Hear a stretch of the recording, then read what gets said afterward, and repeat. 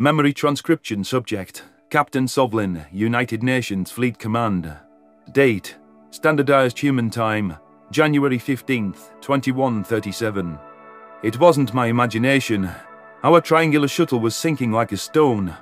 Water bobbed up against the cockpit windows, entombing us beneath the waves. Hull integrity would eventually give out and allow water to flood the compartment. The predators were just watching it happen, with not nearly enough panic showing in their binocular eyes. They made no attempt to inflate a life raft and escape, while we could still get the doors open.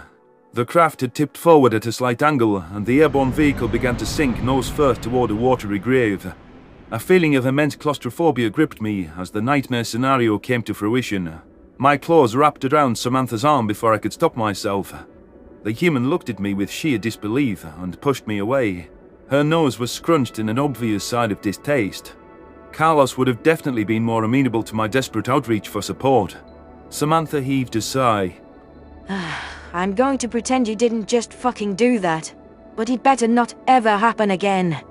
Please, we're sinking, I croaked. Onzo snickered. Sinking? You don't feel the engines running? It's a submersible aircraft. Upon closer listening, I could feel the quiet hum of the engines. Somehow, the combustion drive was still running underwater and pushing us in a controlled manner further into the ocean. There were no signs of leaks seeping through the walls, despite being encased in the depths. I'd never heard of a plane that could fly underwater, but I should have gleaned our safety from the predator's calmness. If a human is running or terrified, that's when it's time to assume our deaths are imminent. Sam wasn't the least bit amused by me latching onto her arm, but Tyler and Carlos were both masking smirks. I dipped my head in shame. How had the Yotol known of technology which was unfathomable to the wider galaxy? Until today, I wouldn't have thought such devices would ever have a use. It was embarrassing that the primitive kept his head better than me around novel technology, though I tried to push that egotistic thought out of my mind. Do the Yotol have this kind of technology, Onzo? I prompted the reddish-furred marsupial to answer, though I knew the reply would be in the negative. I've never heard of such things, so I'm surprised it's old news to you. Well, I took it upon myself to read up on the specs. They were included with our briefing notes. Never know when shit's gonna break, and someone's gotta fix it. The Yotol have a saying, everything can break, so assume it will do so today. That's valid. Every spacecraft crash is due to a 1 in a billion mechanical failure. Unlikelihood upon unlikelihood. Anyhow, I am a little out of my element here. Clearly nothing like you. I don't mind the water, Sovlin. Mama had a sailboat, which she'd take around the harbour. It was a little disappointing to hear human water activities involve hunting. There's so many beautiful things to see. It's the last untamed frontier. Even after space is explored, the ocean still holds so many mysteries and unique life forms. Plenty of humans agree with you, even ones who enjoy fishing like Tyler. We'll go snorkeling or scuba diving just to explore reefs and view marine life. Carlos chimed in. No boat, nothing but a basic breathing apparatus. There's water sports too. Surfing where you try to ride massive waves on a board. Samantha made odd gestures with her hands, as though conveying a series of hills. Parasailing up in the sky tied to a boat. Whitewater rafting, where you go down turbulent rocky rapids in an inflatable. I groaned. Why, are any of those not mortally dangerous? What is wrong with you predators? I thought you evolved from the fucking trees. It's all in the spirit of fun. A memorable experience. Don't tell me none of it sounds like something you want to try once. No, those stunts sound horrible. This is horrible. I can see the depth meter going up. It's double digits. I can't see the sky. Quit being a baby. Quit being a predator. I hate humans. I can't stand you. Onzo, back me up. The surfing sounds totally badass. I can imagine riding a wave up to its crest and trying not to fall. The Yotol answered. We should try it together, old man. Conquer your fears. Do things you think you can't. I am not doing that. No way on the cradle. Tyler sported a devilish grin. Hey, it could be worse, Sovlin. You could be doing shark cage diving. I offered the blonde human a blank stare. Through the cockpit behind him, I noticed orange striped fish swimming clear of the aerosub. There was a dark shadow in the murky depths below, which filled me with palpable unease. What if it was some sort of massive predator which hid in this oceanic range? Chewing at my claws with anxiety, I tried to pass through what he said. Cage diving? That can't be what it sounds like. Locking yourself in a cage and jumping into the water, not trying to escape. What's a shark? We moved closer to the ambiguous shadow within the turquoise ocean, which I tried to ignore. The humans would freak out if there was a reason for alarm. I couldn't make a fool of myself again. Plastering a look of confusion on my face, I flicked a claw at Tyler for an explanation. His blue eyes twinkled with amusement, and my former guards watched with interest. Ah, you're wondering what that is? Officer Cardona tapped his fingers against his holopad and noticed that his Yotul exchange partner was intrigued too. He showed a picture to Onzo first. I'd say it's self-explanatory. Oh, and yes, they have side-facing eyes, but sharks are predators. Humans have movies about them eating us, even though that's uncommon in reality. Tyler turned the device toward me, and I flinched away with disbelief. Sure enough, a pack of Terrans were suspended in a metal cage below the water. Sharks circled them with predatory intent, serrated teeth visible. From what I'd learned about Gajids being omnivores, I'd trust the primates on binocular eyes not being necessary to eat living food. However, deciphering human behavior was a maddening endeavor. Was this some twisted way of reasserting their dominance as apex predators against animals that dare to prey on them? You just said it was in fucked up human movies. It's CGI. That's not a real fucking thing, I screamed. I thought we were keeping it professional, huh? You are all definitely saying and making up predator nonsense on purpose at this point. Tyler flashed his teeth. It's real. We don't need to make anything up. Humans will go to great lengths for thrills. That seems to be tempting fate. I've always believed in respecting nature, though it would be cool to see these animals up close. Onzo said. Good news. You can see them in aquariums too. I thought humans would think water decorations were stupid. Wait, what did he just say? My spines were bristling. You have aquariums, like the Colchians on Arthur. Yep. Tyler affirmed. And instead of sea plants, you keep dangerous predators in them. Yeah. They're cool to look at, man. Protector. I don't care if we're in the middle of the ocean. I want off this sinking boat. Carlos stifled a laugh. Well, your wish is about to be granted. This puppy isn't meant to dive deeper than 100 meters. The UNS Deep Core is up ahead. The foreboding shadow had grown larger in my periphery, and my eyes swiveled back to the viewport. It was a submerged ship, but one that was so large its breadth faded into the murky distance. There was no way this wasn't in the triple digits of meters long. The all-black, undecorated exterior would cause an observer to mistake it for a shadowy patch of water. There was a tower affixed to its spine, which perhaps housed an equivalent to a bridge. The humans must have snuck this ship here days ago. How long has it been lurking? I murmured to myself. They couldn't have airdropped it from too high up either. I don't think. Samantha rubbed her hands together. If you think this is the only one sent, think again. We're told as much as we need to know, Sovlin, but it's a blast to fill in the blanks. Our aerosub glided down to the bottom of the deep core before flipping over and latching onto a watertight door. It was similar to how a spacecraft would dock for boarding. My concerns were assuaged a little, noticing some familiarity. Packing such a large crew into a metal tube must be stressful for any land-dwelling species, but the humans were insane enough to tuck their senses aside. There could be enough predators aboard to compose a small village. I disliked the fact that I was hanging at a 90-degree angle, though I didn't voice my complaints. The humans awkwardly dismounted, with Tyler helping Onzo down. Carlos hoisted me down to my own 2 feet, and I took a steadying breath. Our own watertight hatch, which I mistook for an emergency exit when I thought it was a sane vehicle, was on the right exit. There was a click as human personnel opened the circular door from the other side. The 5 of us were helped up through the threshold into the submarine, and we admired the metal inner workings of our surroundings.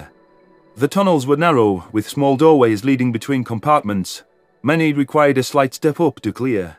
One Terran greeted us at our docking point, though he wore a different uniform than the get-up I was used to. I wasn't sure what to expect from land predators who operated underwater, but the ample facial hair checked out with my mental image. Welcome aboard the Deep Core. I'm Commander Fournier. Your presence is requested on the bridge. A gruff voice greeted us. I blinked in confusion. May I ask why, sir? First aliens to step foot on a submarine. You're VIPs. It's a good photo op, you could say. Follow me. Of course, the humans are worried about optics as we're descending to an outlandish location. Sometimes they're awfully predictable. Claustrophobia threatened to flare up with the cramped passages and lack of direction. Onzo showed no such uneasiness, forcing Tyler to ensure that the O'Toole studied objects with his eyes, not his paws. The primitive seemed enamored with any machinery or design quirks, even basic things such as hinges. I was really trying not to look down on him, but when he was gawking at simplistic nails, it was difficult. At least his dim-witted curiosity was a distraction from our present environment. The bearded commander led us up a steep stairway and communicated for us to follow his lead. There was a thunderous bark of Up ladder! Before the human in charge popped open a hatch. Tyler waved a hand at me and Onzo, signaling for us to climb after Fournier first. I ensured that my balance was steady, hustling up the rungs. There was a railing surrounding the hatch, along with a safety chain that our guide was unclipping. "Sir, may I ask how much air we have left?" I couldn't resist asking, despite being out of breath from the short ascent. "I presume you've been submerged a few days. Even spaceships can only carry a few weeks of oxygen, and I don't see any tanks. Fournier issued a throaty laugh. Scared of submarines, Gajid? "A little, yes, sir." Don't be. We have as much air as there is water in the ocean. Onzo bounded after us. The Terrans use electrolysis to separate the hydrogen from the oxygen in seawater they collect, then use that O2 to ventilate the ship. Why, I like this one. The commander bellowed. Read up on subs, haven't you? It drew me in, like a vortex of knowledge. And I always liked machines. Then I take it you're an engineer. I can see that kid-like glee in your eyes. A rocket engineer. The unchanging rules, the complex order, the concreteness and the planning. It speaks to me. Having a new class of machines to study really lit that fire for the first time since the Federation killed my passion. Not even studying your weaponry truly scratched that itch. It's just... I never dreamed I'd discover a new alien boat. Well, I'm no engineer, but I'll be happy to share what I know. Feel free to ask any questions. We love talking about what we do to someone who really wants to hear it. Thank you, sir. Commander Fournier led us to a stout compartment where a vast array of gadgetry and screens covered a wall. Humans were examining a green circle on display with a rotating line and labelled angles. Data feeds were also listed there, which led me to conclude it was a census equivalent. Navigations was at the front, at least from the appearance of several control columns. Some predators appeared to be acting as officers or supervisors, peering over others' shoulders and issuing commands. This isn't that dissimilar to a starship, but where is the viewport? How can they see? I cleared my throat. "Sir, where is the viewport? There's no windows." We don't need windows, Fournier explained. We use sonar because sound travels further in water than light. Glass or transparent materials are just a weak point in the hull, and a potential source of leaks if we take a hit. Okay. Then why did the submersible craft we took here have windows? Because it needs to be a spacecraft too, and you need to see when you're flying. It's useful enough to outweigh any concerns. Carlos chimed in. This is so cool! Onzo bounced on his digitigrade hind legs, and the commander fortunately didn't take offense to his excess excitement. The sonar doesn't need to see at all. It just listens. Fournier nodded. Precisely. I saw you examining the bearings on our machinery, and I'll impress upon you the importance of noise reduction down here. We keep everything detached from the hull frame to avoid vibrations. Even dropping a wrench can give you up to an enemy.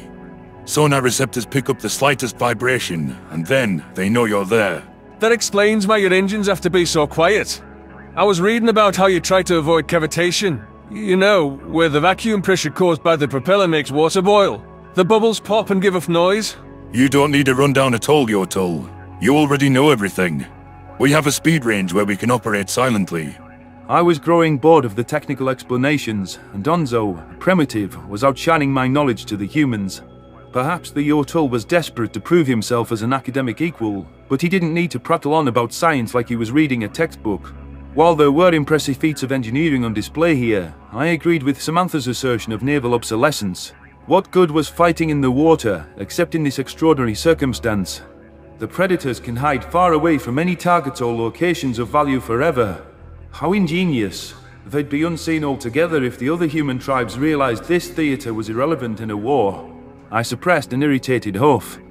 "Permission to speak freely, sir," Granted. Fournier replied, a curious twinkle in his eyes. "Respectfully, sir, I do not see the purpose of putting all this time into submarine development, at least for military aims. You're a spacefaring species, and you're incredible at ground assaults. What use is it to hide so far away from civilization, from the action? Maybe you sink a few ships that are using an outdated method of moving resources, but I don't get it. You have better weapons." You really don't know. To use your word, these ships are masterful predators, nearly undetectable, capable of hearing the slightest sound and able to surface anywhere in the world. But it goes far beyond that. The destructive power housed here is a hell of a deterrent. That's why we'd never actually trade nukes like your Feddies thought we did. Nukes? I'm not following. There's tens of nukes stuffed into just one of these things. We can hang off the shore anywhere and fire missiles while underwater. Not that we have to be close to our target. We can shoot ICBMs halfway around the world. You never know where we are, if it's right down your neck or prowling distant shores. We're waiting to strike anywhere and everywhere with the technology to end civilization itself, even after command is destroyed on land. Obsolete my arse. I gulped with discomfort, wishing I could recede into the ship walls. That declaration was so calm, yet predatorily destructive. There were chilling implications for the extent of human aggression. It suddenly made sense why Earth tribes were intent on sniffing these predators out of the ocean's recesses, and why the subs tried to remain undetectable at all costs. Should the current battle go awry, Talsk could be devastated by an unseen arsenal of epic proportions. As Commander Fournier took his post, I tried to understand why humans would devise such machinations for use against their own civilization. The Federation's irradiated Earth could have been a reality. These capabilities shouldn't exist in any culture. I didn't understand why my kind-hearted friends would even think of such predatory weaponry. Surely, understanding the apocalyptic consequences of these vehicles should have convinced them not to build them. My therapist could have elaborated further on the full heights of Terran aggression. Humans didn't enjoy killing, yet they brainstormed and actualized the optimal ways to kill every human in existence. It was a paradox.